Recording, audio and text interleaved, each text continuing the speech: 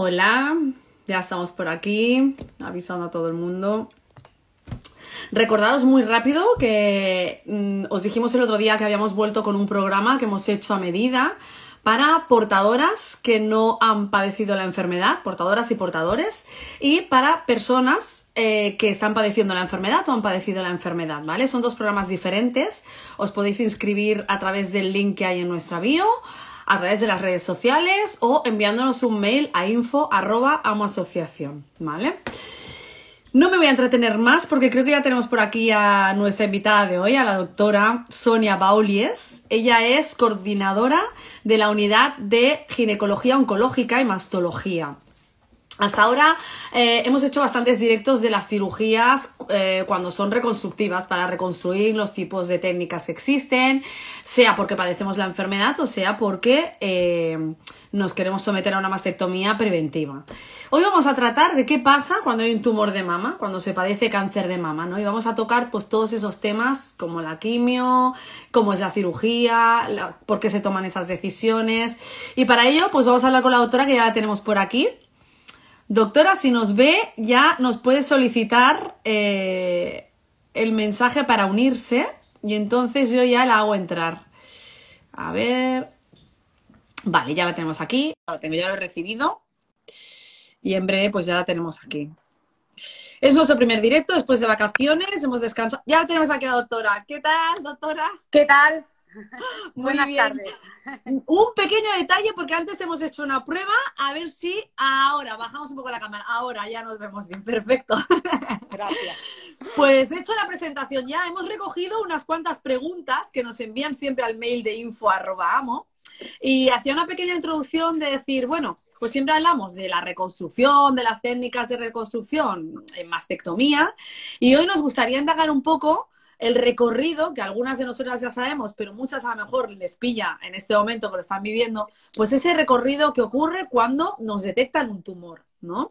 Sí. Yo empezaría, si le parece, preguntándole la primera decisión que a veces se toma. ¿Por qué una chica que tiene un tumor y va a entrar a quirófano, a veces se hace tratamiento antes y otras veces después? Primera pregunta que me han pasado.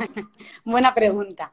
Te cuento. La verdad es que hoy en día tratamos los tumores de mama en función de lo que llamamos unos apellidos, ¿vale? Estos apellidos se obtienen con la biopsia. Entonces, en mama tenemos básicamente tres grupos de tumores. Uno que son lo que llamamos hormonales, muy hormonales.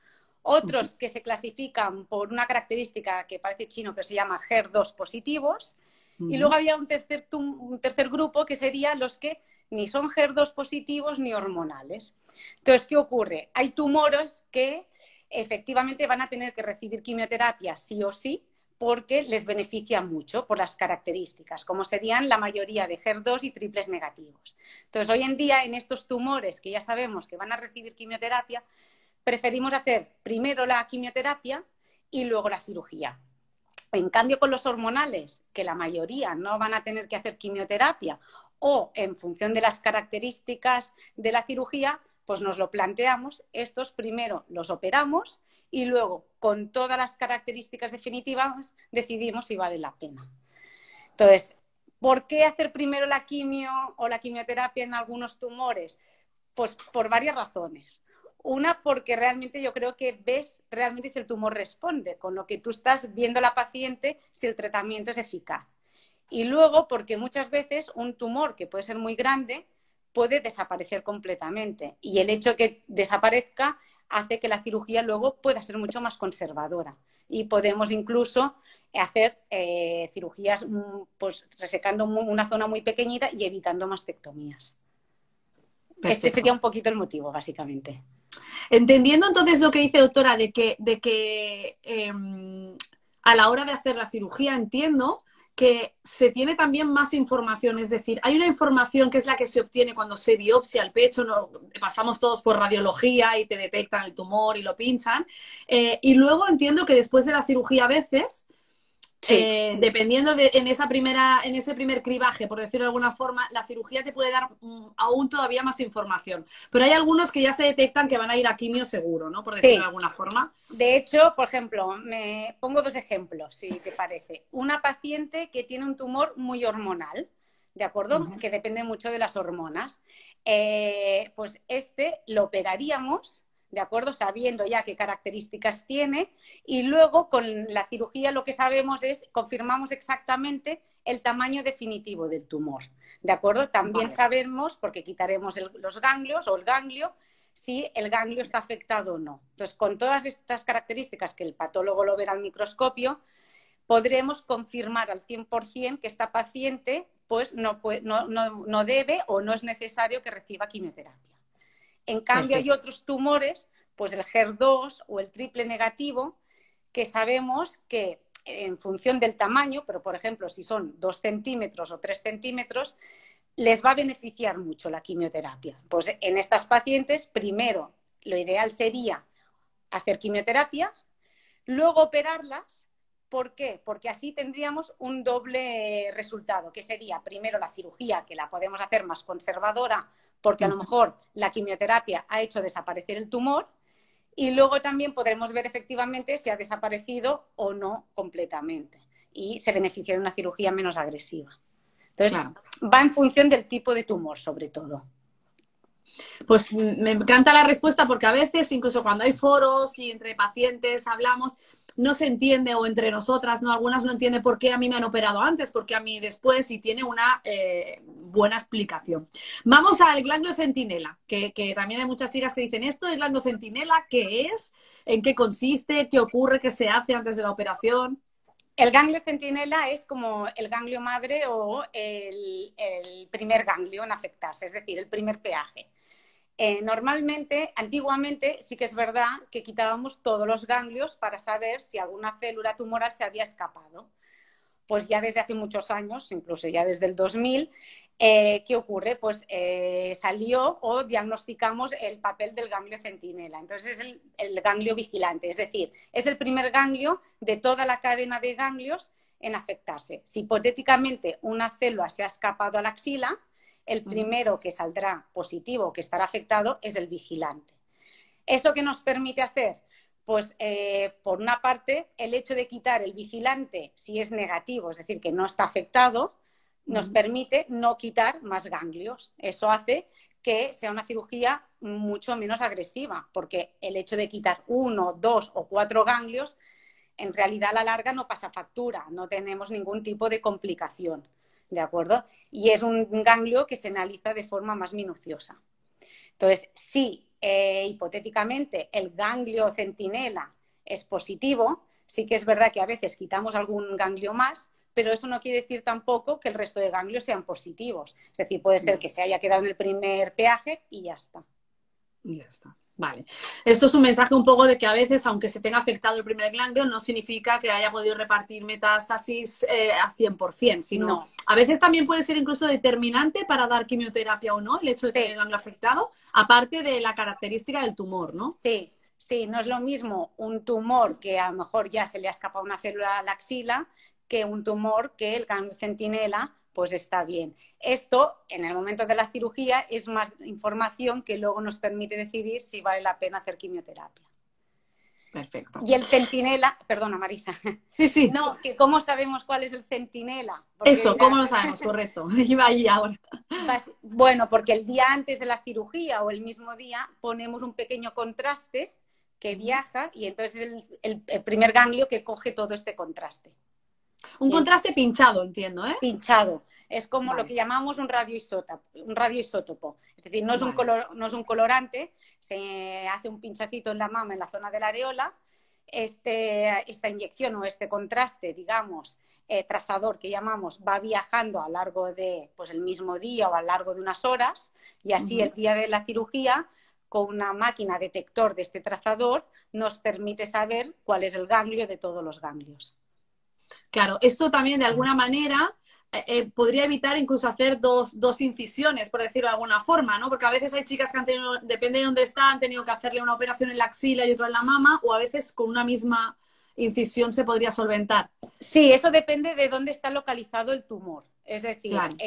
Para el ganglio centinela siempre hay que ir, o casi siempre hay que ir a la axila, pero entonces siempre intentamos minimizar las cicatrices. O hacemos una que podamos alcanzar el tumor y el ganglio centinela, o a veces lo que hacemos es 2, pero lo más cosméticas o estéticamente posible. Es decir, una, por ejemplo, alrededor de la areola, que no se nota tanto, y otra en la axila, que es pequeñita y tampoco se ve tanto.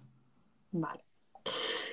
Nos preguntaban y habíamos apuntado, chicas, hemos tenido más de un caso que nos han dicho que dicen, a la hora de hacernos una biopsia, antes de tener el diagnóstico, o sea, un positivo es más difícil que sea erróneo, mientras que un negativo puede ser erróneo. Alguna vez nos habían comentado que depende de cómo se biopsie, depende si se ha pinchado el tumor por un lado o por otro. ¿Cómo lo podríamos explicar de manera? Porque claro, tampoco quiero que se genere la ansiedad al recibir esta pregunta de que no nos fiemos de una biopsia, digamos, no es seguro. Pero sí hemos coincidido con el caso a veces de más de una persona que ha tenido un tumor que en una biopsia salía negativo, no sé si porque era otro tipo de biopsia, y luego con el tiempo aquello ha seguido estando allí y al final ha sido positivo. Esto no sé si podrías explicarnos por qué es o... Sí, bueno, a ver, son dos conceptos. A veces sí que es verdad que cuando hacemos una primera biopsia vamos a coger muestra de una zona, ¿de acuerdo? ¿Pero por qué? Porque a lo mejor ecográficamente ya el radiólogo o el médico lo ve como sospechoso, ¿de acuerdo? Entonces, esta biopsia nos confirma realmente si hay o no tumor. ¿Qué puede ocurrir? Que a veces una biopsia nos salga negativa, es decir, que no hay nada.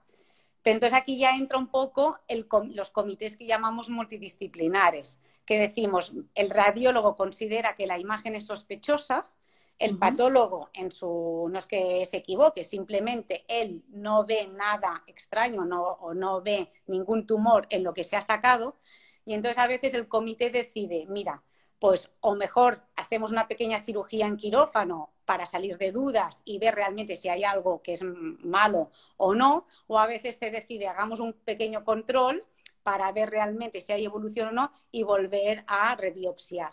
Porque a veces, ¿qué ocurre? Tú cuando haces una biopsia intentas coger una muestra de la lesión, pero a veces no la coges en totalidad. Entonces, al final, todo el comité valora si vale la pena volver a biopsiar, entrar en quirófano, en aquellos casos que ves que no hay una concordancia. Es decir, hay que tener en cuenta, yo creo, tanto la ecografía como la biopsia definitiva. Y luego, es verdad que hay lesiones que tienen una tendencia, a lo mejor, a con los años o con muchos años, tienen un mayor riesgo de volverse malignas. Lo que llamamos unas lesiones preinvasivas. Entonces, estas es las que a lo mejor, hipotéticamente, al principio, pues todo salía correctamente y con los años, pero con muchos años, han podido desarrollarse y convertirse en un tumor. Correcto. Todo esto da muchísima explicación también, pues a veces al decir, ay, he tenido un diagnóstico que era erróneo, no, es que no es tan sencillo. Es que implica la visualización de esa imagen, el estudio del patólogo en esa muestra, el contexto de la paciente, supongo, como tú dices, el grupo multidisciplinar a la hora de decidir qué hacemos con esta paciente. Yo creo que hoy en día lo importante, yo creo que es que los casos se comenten en un comité multidisciplinar, porque yo creo que cada uno tiene su papel, el patólogo su visión, el radiólogo, el cirujano y luego obviamente el oncólogo, el radioterapeuta. Entonces, yo creo que ya se ha quedado atrás lo de que un solo médico trata a una paciente, sino que es todo un comité, que es para mí lo más importante. Correcto. Mira, nos preguntan por aquí, doctora, cuando el ganglio centinela es positivo, sin rotura capsular, ¿cambia el estadio o el pronóstico? No, a ver, sí que es verdad que normalmente si hay un ganglio centinela que ya es positivo, sí que el patólogo mira si hay rotura capsular o no, porque el hecho de que haya rotura capsular a veces indica que puede haber más ganglios afectados. De todas formas, cuando hay un ganglio positivo, es lo que llamamos un N1, que es un estadio inicial de afectación axilar, y se considera positivo, pero no cambia el pronóstico en relación a si hay mayor o menor invasión capsular. Lo que cambia un poco, lo que llamamos el estadiaje, es el número de ganglios que están afectados. Vale.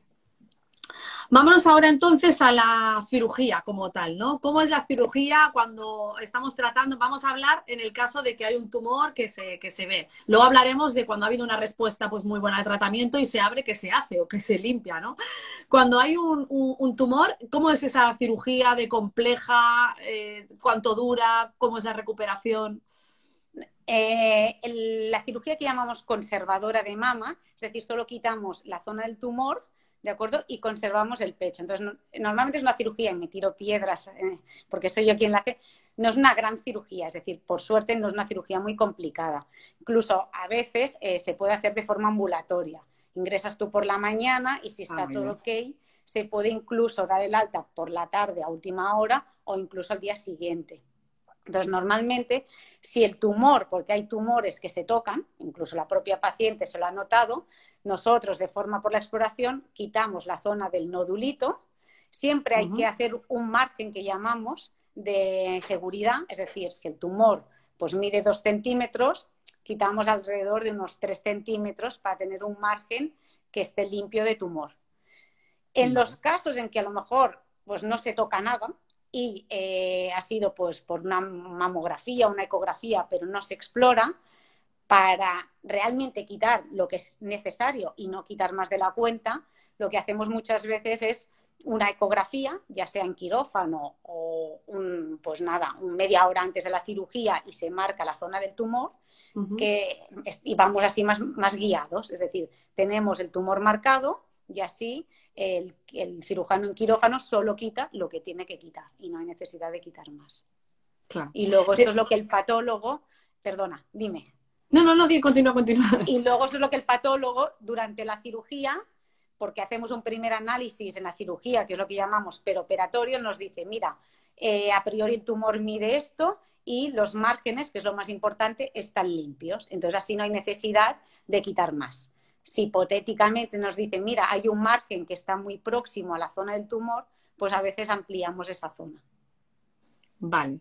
Iba a preguntarle, doctora, entonces, en el caso de que se sepa que esa persona, que esa chica, que esa mujer que tiene el cáncer en ese momento, es además portadora de una mutación genética, en ese momento está indicado hacer ya una mastectomía y la contralateral también. ¿Nos esperamos a hacer el tratamiento y lo proponemos luego? ¿O se quita el tumor y luego se plantea la cirugía? ¿Cómo sería? No, si ya de entrada sabemos que la paciente es portadora de la mutación BRCA o alguna otra que ahora también ya conocemos, tipo PAL2, así que es un poco lo mismo, nosotros recomendamos, o lo hablamos con la paciente, porque al final es una decisión conjunta, pero de realizar ya la mastectomía.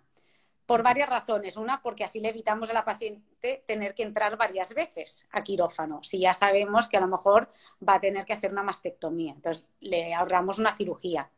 Y dos, porque si quitamos solo la zona del tumor, luego, si hacemos lo que llamamos tumorectomía o cirugía conservadora de mama, estas pacientes sí que es verdad que luego tienen que hacer radioterapia. Claro. En cambio, si hacemos una mastectomía, si los ganglios están bien, al hacer la mastectomía ya no es necesario hacer radioterapia. Entonces, a lo mejor una paciente, una chica que tiene la mutación del BRCA y la vamos a operar por un tumor pequeñito, pero se quiere quitar todo el pecho, o bueno, le recomendamos por la mutación, vale la pena quitarle ya, hacer la mastectomía de los dos lados en la misma cirugía, tratamos el tumor y le ahorramos una radioterapia. Perfecto. En este caso también, ahora la siguiente pregunta iba a ser si siempre se hace radioterapia o no. Claro, no en todos los casos es necesario hacer la radioterapia, ¿no? ¿Cuándo estaría indicado entonces? La radioterapia se hace en la mama, porque la radioterapia la podemos hacer o en la mama o en la axila. Si la hacemos en la mama es porque normalmente lo que hemos hecho es conservar el pecho. Entonces, nosotros podemos conservar la mama y solo quitar el tumor, pero siempre y cuando luego realicemos una radioterapia. Si en cambio hemos hecho una mastectomía, hemos quitado toda la glándula mamaria, en estos casos no es necesario irradiar el pecho. Y en la axila depende de los ganglios. Es decir, si los ganglios están limpios y ninguna célula tumoral se ha escapado a la axila, no es necesaria hacer radioterapia. Pero si hay algún ganglio positivo, hoy por hoy se aconseja hacer radioterapia. Se aconseja hacer radioterapia.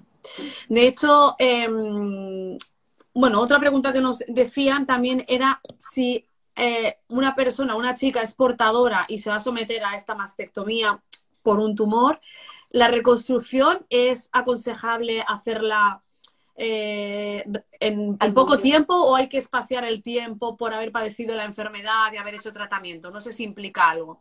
No, por la enfermedad, de hecho cada vez se va haciendo ya una mastectomía con reconstrucción inmediata. De Ah, hecho, muy bien. normalmente, dependiendo de los hospitales y de cada caso, pero normalmente ya cada vez vamos hacia una visión de reconstrucción inmediata en el mismo tiempo. ¿Por qué? Porque el hecho de tú quitarle la glándula mamaria, si luego no tiene que hacer algún tratamiento más complejo, ya sea con radioterapia, que normalmente si le quitamos la mama no será necesario, realmente pues le puedes hacer una reconstrucción al momento, ya sea con prótesis, con tejido autólogo. Esto ya depende del cirujano plástico y también de las características de cada pecho. Pero lo Claro. ideal, si se puede, es hacer una reconstrucción inmediata. ¿En qué caso a lo mejor no es o no se recomienda o se recomienda una reconstrucción, pero no definitiva? Pues cuando a lo mejor hay una radioterapia de por medio. Cuando hay una radioterapia, a lo mejor haces un primer paso de reconstrucción. ¿Por qué? Porque así también podemos conservar más tejido. Si tú le haces una reconstrucción, podemos a veces conservar la areola y toda la piel de alrededor de la mama. Vale. Mira, nos preguntan por aquí, yo me gustaría hablar de cáncer de mama metastásico. Supongo que es pues tener unas pinceladas, ¿no? Un poco de qué es el cáncer de mama metastásico, cómo está actualmente y dar voz también, ¿no? Porque es un gran Sí, porque yo también desconocido. creo que es importante, porque realmente siempre se habla del diagnóstico, pero al final a lo mejor cuando ya las células se han escapado y a otros órganos, realmente a veces no lo hablamos tanto. Metastásico, de forma así homogénea, es decir, consideramos que es cuando una célula ya se ha escapado a otro órgano de la mama, es decir, ya no está en la mama o no está en la axila, que se considera una metástasis, pero lo que llamamos más local, porque está al lado del pecho, sino ya en otro órgano, pues ya sea el hígado, el hueso. Entonces, en estos casos, el objetivo, realmente, hoy por hoy, continuamos teniendo muchas líneas de tratamiento y el objetivo es cronificar la enfermedad. Es decir, tenemos muchas líneas de tratamiento, no todas tienen por qué ser quimioterapia de esta de que se nos cae el pelo, ni mucho menos, sino cada vez son tratamientos menos agresivos y el objetivo es o reducir las metástasis que muchas veces incluso llegan a desaparecer o a veces lo que hacemos es cronificarlo, es decir, pues la metástasis en concreto se queda como encapsulada y así evitamos que la enfermedad progrese y la paciente puede continuar con su vida diaria y con la enfermedad limitada y congelada, que yo digo. Claro, de alguna manera también tenemos todos la imagen que solo haces quimio cuando estás sin pelo y cuando estás justo en ese proceso, ¿no? Y ser conocedores un poco de que existe el cáncer de mama metastásico, pues te hace ver de que la intención es cronificarlo y que hay mucha gente que está tomando tratamientos pues para intentar cronificarla. Exacto. Y no siempre, y cada vez también vamos a veces más a la inmunoterapia o no siempre es la quimio endovenosa o por vía, sino a veces también hay tratamientos que ayudan a cronificar la enfermedad y de forma oral. Eso ya también dependerá del tipo de tumor y del tipo de metástasis. Y cada vez hay más avances, o sea que lancemos el Claramente. mensaje de que cada vez se está intentando que sea como el que es diabético, el que tiene tiroides, que necesita una pastillita y intentar tener la mejor calidad de vida, por supuesto, ¿no? Que a De veces... hecho, tú lo has dicho, sí. El objetivo es que se convierta en enfermedad crónica, como una hipertensión, como una diabetes, como un hipertiroidismo. Exactamente. Vale, tenemos otra preguntita por aquí. Aparte de las que yo me he apuntado del mail, voy leyéndole también lo que me han diciendo en Sí. directo. ¿Cuánto tiempo debe transcurrir para hacer mastectomía bilateral preventiva después de haber realizado radioterapia? Vale. Por la mastectomía en sí, por la cirugía de quitar la glándula mamaria, no es necesario esperar ningún tiempo prudencial después de una radioterapia. El tema es que el objetivo de realizar la mastectomía sería poder reconstruir al momento. Entonces sí que es verdad que para la reconstrucción, digamos que la radioterapia no es muy amiga de la reconstrucción o la reconstrucción no es muy amiga de la radioterapia. Entonces normalmente se aconseja esperar entre 6 meses y un año para poder reconstruir un pecho. Entonces, normalmente se recomendaría esperar entre 6 meses y un año para hacer la mastectomía y poder reconstruir al momento. Claro. De alguna manera... Dime, dime. No, digo que de alguna manera también es que a veces yo creo que si se decide hacer radioterapia es porque muchas veces se es conocedor de que se tiene una mutación después, a posteriori, ¿no? Exacto. Porque si de inicio ya se sabe que tenías una mutación y desarrollas la enfermedad o por el procedimiento que se siga se descubre que hay una mutación, ya se plantea todo un poco diferente, ¿no? Exacto. De hecho, cuando hay un diagnóstico de un cáncer de mama, intentas planificar un poco todo el tratamiento y en función de los tipos de tratamiento, el objetivo es hacer el estudio genético, ya sea, por ejemplo, durante la quimioterapia o antes de hipotéticamente realizar radioterapia, tener un resultado del estudio genético para evitar pasos y poder actuar un poco de forma más personalizada. Muy bien. Me preguntaban también, doctora, por aquí que lo hemos apuntado, supongo que como las mujeres solemos comparar, a ti que te ha dicho el médico, a mí que te ha hecho, aquí y sobre todo cuando hay alguien nuevo que le han diagnosticado, nos entran esos nervios. ¿Qué pruebas son las que nos hacen cuando vas a cirugía o al oncólogo y estás en la consulta? ¿Por qué a una persona se le hace una gammagrafía ósea, a otro se le hace solo una resonancia? ¿Cuál sería el protocolo o lo que es normal para no alarmar y para que nos quedemos tranquilas todas más o menos? Al diagnóstico, normalmente lo que se hace obviamente es una mamografía con una ecografía de mama y de axila, la biopsia y se hace una resonancia de mama. ¿Vale? Porque la resonancia lo que te va a decir también es que no haya ningún otro foco que haya pasado desapercibido y te permita también valorar un poco el tamaño. Luego, en pacientes que a lo mejor van a tener que hacer quimioterapia, se hace lo que llamamos un estudio de extensión. Es decir, se hace un estudio para ver que ninguna célula se haya escapado a ningún otro órgano, es decir, que no haya metástasis. Entonces, el estudio de extensión puede ser lo que llamamos un PET-TAC, que es una prueba que te valora pues, desde la punta del cabello a la punta del pie, o lo que equivaldría a un PET-TAC, que es lo mismo, pero que serían 3 pruebas. Una gammagrafía ósea, que valora pues, los huesos, una ecografía abdominal y pues toda una placa de tórax para ver todo lo que es, o un TAC torácico, que sería para ver los pulmones. Eso en el diagnóstico, pero el estudio de extensión es solo cuando vayamos a hacer la quimioterapia. Y luego, para el seguimiento, normalmente lo que hacemos son las pruebas pues cada año de mamografía y ecografía anuales. Una resonancia también en función del tipo de pecho, porque a lo mejor no es lo mismo el pecho de una mujer de 60 años que el pecho de una chica pues, de 30 o 40 años. Y luego, en función de también si hemos hecho quimioterapia o no, el PET-TAC o las 3 pruebas que equivaldrían a un PET-TAC. Correcto. Sí, justo ahora comentando eso de que no es lo mismo un pecho que otro, nos comentaban también que una chica que teniendo un tumor de casi 3 centímetros, en las mamografías no se veía y en la ecografía sí. Esto se puede dar, ¿no? O sea, ¿por qué es? No sabemos cuál es la prueba más certera, ¿no? Quizá la resonancia o por la angustia de decir... Depende del tipo de pecho. Claro, Vale. La mamografía en realidad es como una fotografía. Entonces, ¿qué ocurre? La mamografía es una foto en blanco y negro. Entonces, en mujeres de mayor edad, la mama representa que es más grasa, porque ya no tiene hormonas y la mama con la edad se va volviendo más grasa. Entonces, la mamografía lo puede alcanzar a ver todo, porque es lo que llamamos una foto en negro y lo ve todo. ¿Qué ocurre? Una chica joven que a lo mejor tiene muchas hormonas, la mama pues es más fibrosa, pues la mamografía es como si saliera una foto mal revelada, es decir, como si estuviera quemada, toda blanca. Y allí pues puede ser que no se vea realmente el tumor. Entonces es por eso que realizamos una ecografía.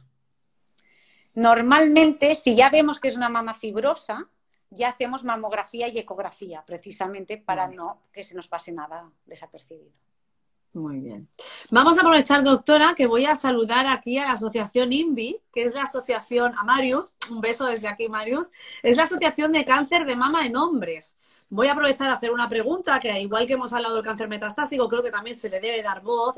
¿Qué pasa con el cáncer de mama en hombres? Que hasta ahora pues hay muy pocos hombres, ¿no? Todavía que saben que tienen glándulas mamarias y que pueden desarrollar un cáncer de mama. ¿Cuál es su experiencia o qué nos puede decir? Pues sí, la verdad, también existe. Es menos frecuente porque obviamente la probabilidad es menor porque tienen menos tejido mamario, pero existe y realmente tienen que tener visibilidad y hay que tratarlos. Y realmente se tratan a nivel médico igual que en una mujer. Es decir, se valora en función del tipo de tumor, se decide si hay que empezar por cirugía o hay que empezar por quimioterapia. Lo único que sí que se diferencia sería un poco el tipo de cirugía. En una mujer te planteas pues conservarle el pecho, efectivamente. En cambio, en el hombre, como a priori no deberían tener tejido mamario o glandular, pues es lo que les llamas, les haces directamente una mastectomía. Al hombre directamente ya les quitas toda la glándula mamaria que puedan llegar a tener. ¿Se sabe, doctora, algo en el caso del cáncer de mama en hombres, por ejemplo? Algunos pueden estar ocasionados por tener una mutación genética, ¿no? Nosotros hablamos del cáncer hereditario, pero en algunos otros casos que no lo son, que son espontáneos o medioambientales, ¿se sabe si hay algún tipo de factor que pueda...? Porque claro, en el caso de las mujeres, por ejemplo, las hormonas puede ser un factor que hace que se desarrolle un cáncer de mama hormonal, pero en un hombre puede ocurrir lo mismo o no se sabe nada. Hoy por hoy no, sí que es verdad que la mayoría de los cánceres de mama en hombre van asociados a la mutación. De todas formas, hay un bajo porcentaje que no tienen ninguna mutación. Entonces, realmente el hecho que también ya aparezca tejido mamario va relacionado con un mayor aumento del nivel hormonal. ¿Por qué? Porque realmente es lo que llamamos ginecomastia. Hay hombres que tienen tejido mamario y este tejido se llama ginecomastia, que no tiene ya porque un hombre tenga un poco de tejido mamario no quiere decir que sea malo, ni mucho menos. Hay muchos hombres que tienen este tejido mamario, pero es bueno, pero ya va asociado a un mayor nivel hormonal estrogénico. Y luego puede ser que pues, sean portadores de alguna mutación que hoy por hoy todavía no sepamos que exista o que no sepamos que existe y entonces tampoco la podemos diagnosticar. En todo caso, yo añadiría también el mensajito de que los hombres también se palpen el pecho, ¿no? Porque ante un bultito, las mujeres estamos como muy concienciadas de irnos a hacer la mamografía o la ecografía y de palparnos después de la menstruación, pero los hombres en este caso, pues desde aquí queremos apoyar también la iniciativa de que, por favor, se toquen también los pechos. Sí. Pues ahora voy a una de las últimas ya, porque no quiero robarle mucho tiempo y seguiríamos aquí hablando. Miedo a los tratamientos a veces, ¿no? Cuando se va a hacer quimioterapia, pues también se mira, o aquí en concreto una chica nos escribía que le daba miedo por el tema de decir, ostras, he hecho quimio y cómo va a ir mi corazón, o comenta que le hicieron una prueba en el corazón antes de hacer la quimioterapia. Por un lado, ¿qué es esta prueba? ¿En qué consiste? ¿Por qué se hace? Por otro lado, después de hacer esa quimioterapia, ¿se debería controlar el corazón de los pacientes, estén en la situación que estén, por si pueden haber secuelas a largo plazo? Siempre sin alarmar, ¿eh? Yo siempre intento lanzar un poquito de luz y que no nos asustemos, pero yo creo que a veces el conocimiento es poder y nos ayuda a ir a nuestro oncólogo, a nuestro cirujano y decirle, oiga, ¿y esto es así o qué ocurre? Sí, bueno, primero, cuando decimos quimioterapia es normal.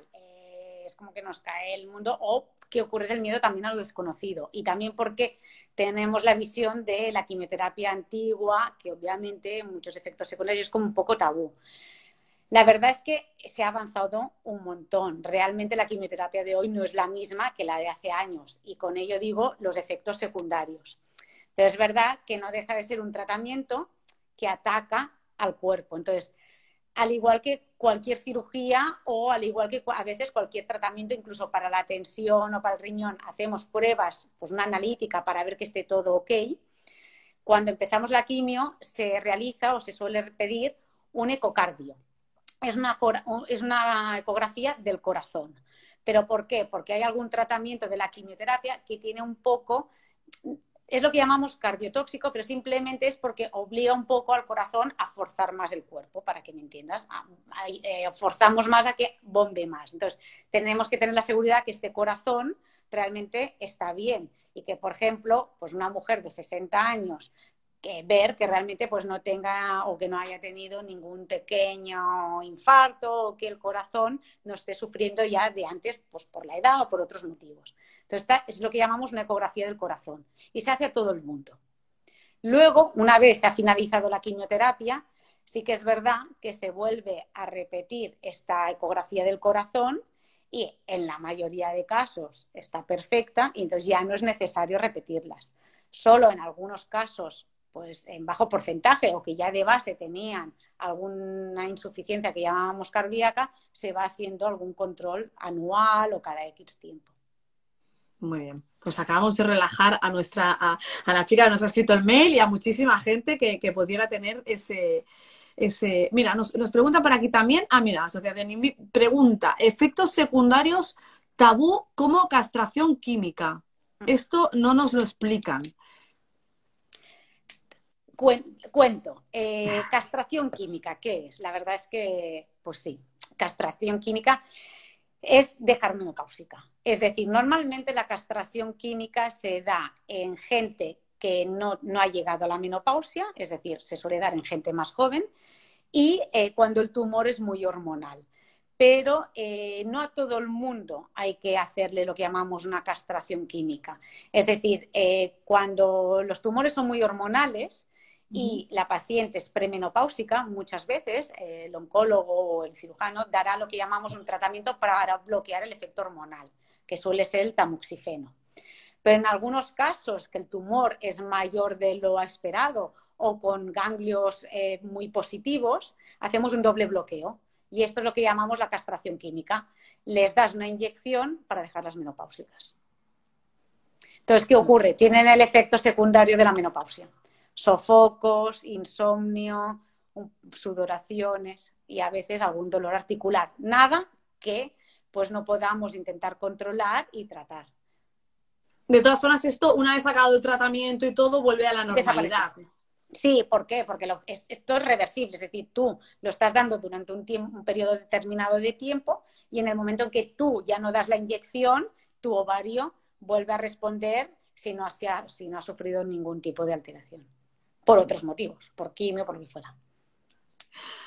Yo le he dicho hace un momento, doctora, vamos a ir acabando, pero me siguen haciendo preguntas, la gente está entusiasmada, vamos a acabar más. Nos dice, ¿la anexectomía bilateral reduce el riesgo de recaída del cáncer de mama en portadoras BRCA2? Sí.